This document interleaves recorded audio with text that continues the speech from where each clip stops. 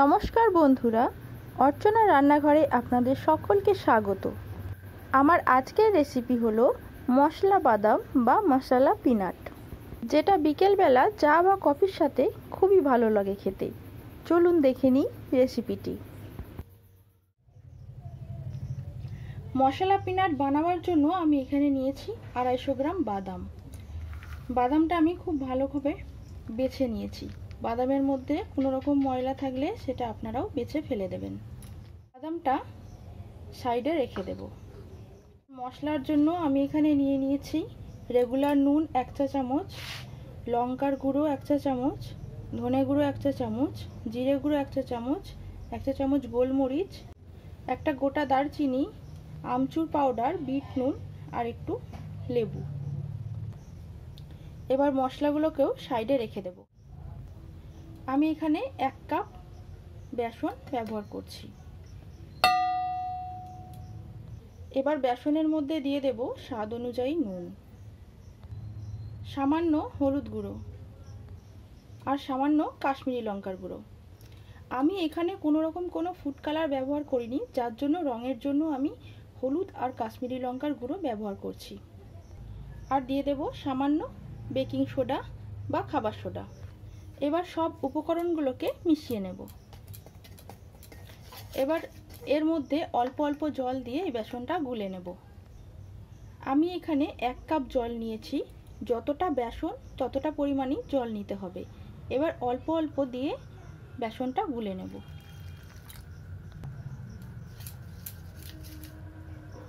বেশি পাতলা বা খুব বেশি ঘন বেসনটা গোলা যাবে না, মোটামুটি একটা থিকনেস থাকবে, সেরকম ভাবে গুলে নিতে হবে।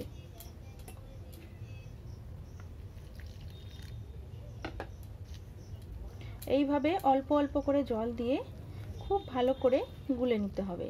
বেসনটা যত ভালো ফেটানো হবে খেতেও কিন্তু তত সুন্দরই হবে।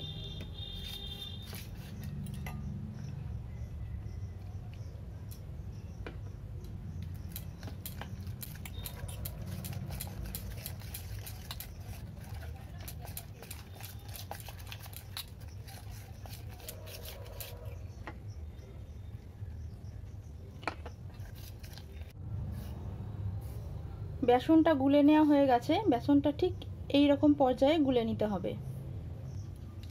এবার বাদামগুলো এই বেসনের মধ্যে দিয়ে দিতে হবে, দিয়ে খুব ভালো করে বেসনের সাথে মিশিয়ে নিতে হবে। খুব ভালো করে মিশিয়ে নিচ্ছি। এবার এইভাবে 5 থেকে 7 মিনিট ঢাকা দিয়ে রেখে দেবো, যাতে বেসনের সাথে বাদামটা খুব ভালোভাবে মিশে যায়। এবার মশলাগুলো গুঁড়ো করে নেব। মশলাটা গুঁড়ো করা হয়ে গেছে।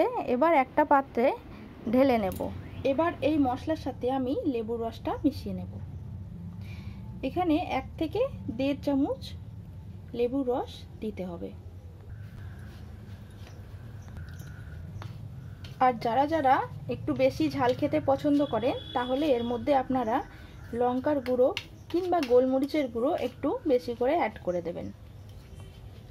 এবার এটা হয়ে গেছে, এটা রেখে দেব। কত সুন্দর বাদামের সাথে বেসনটা ভালোভাবে মিশে গেছে। এবার এটাকে ভেজে নেব। আর বাদামগুলোকে ঠিক এইরকম একটা ঝাঁঝরির সাহায্যে তুলে নিয়ে ভাজতে হবে।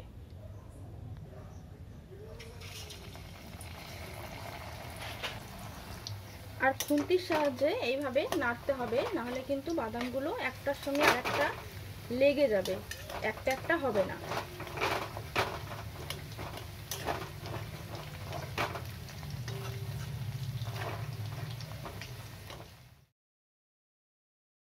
আর ভাজবার সময় অবশ্যই খেয়াল রাখতে হবে গ্যাসের ফ্লেমটা যেন লো টু মিডিয়াম আঁচে থাকে।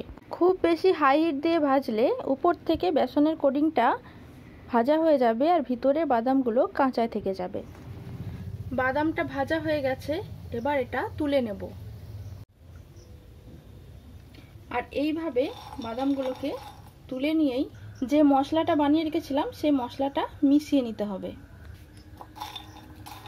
গরম থাকতে থাকতে মিশিয়ে নিলে বাদামের গায়ে মশলাগুলো খুব ভালোভাবে লেগে যাবে।